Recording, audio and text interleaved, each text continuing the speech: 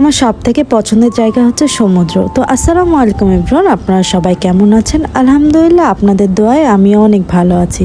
তো অনেক দিন যাবত আপনাদের মাঝে কোনো কিছু ভিডিও দিতে পারছি না, তো ভাবলাম যে চলেন আপনাদের সাথে কিছু ভিডিও শেয়ার করা যাক।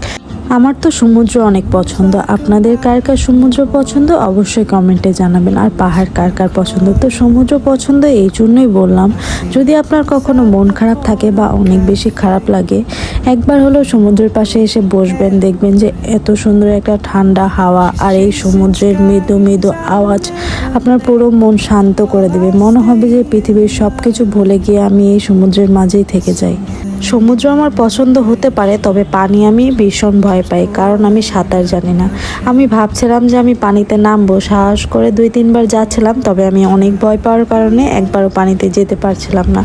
বিশেষ সাহস করে ভাবছিলাম যে এবার নামবো বলে দেখছিলাম অনেক মানুষ নেমে গিয়েছিল। তো আমি ভাবছিলাম যে যাক, এবার আমি নামবো পানিতে।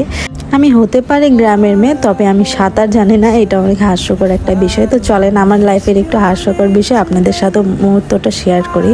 আমি আমার বোনের বাসায় গিয়েছিলাম, প্রায় 1 মাস ছিলাম। তো ওদের বাসায় পুকুর ছিল, বাট ওই পুকুরে আমি সাঁতার শেখার জন্য প্রায় 30 দিনের মধ্যে 29 দিনে আমি ওদের পুকুরে নেমেছিলাম। বাট দুর্ভাগ্যবশত আমি একদিনও সাঁতার কাটতে শিখতে পারিনি, তবে পানি ঠিকই খেয়েছিলাম। আর এই ঠিক সমুদ্রে এসে আমার সাথে এটাই ঘটে যে আমি সমুদ্রে এসে পানি খেয়ে ফেলেছিলাম, আর পুরো নাক মুখ দিয়ে আমার পানি চলে গিয়েছিল। তো আমি অনেক বেশি ভয় পাচ্ছিলাম দেখে আর বেশি দূরে যাচ্ছিলাম না। এই জীবনে আমি সব কিছু করতে পারলেও কখনো সাঁতারটা শেখা হলো না। মেবি আর সাঁতার কাটতেও পারবো না, কারণ পানি আমি অনেক বেশি ভয় পাই। আমি চাচ্ছিলাম না বেশি দূরে যাব। এই যে দেখতে পাচ্ছেন আমি কতটা ভীতু, যে এটা নিয়েই আমি এই জায়গায় দাঁড়িয়েছিলাম আর বেশি দূরে যাচ্ছিলাম না। তবে আমার থেকেও ছোট ছোট বাচ্চারা অনেক দূরে যাচ্ছিল। আমারও মন চাচ্ছিল যে যাই, তবে আমি আর সাহস করে এগিয়ে যেতে পারছিলাম না। তবে যাই হোক, সমুদ্রে এসে আমার অনেক বেশি ভালো লাগে।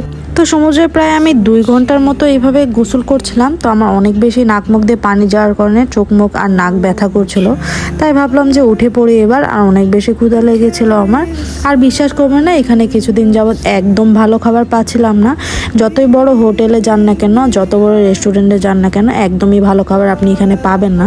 তবে পেতে পারেন বেশ কয়েক জায়গায়, হাতে গোনা। তবে আমরা যে হোটেলে উঠেছিলাম এখানে একদমই ভালো খাবার ছিল না।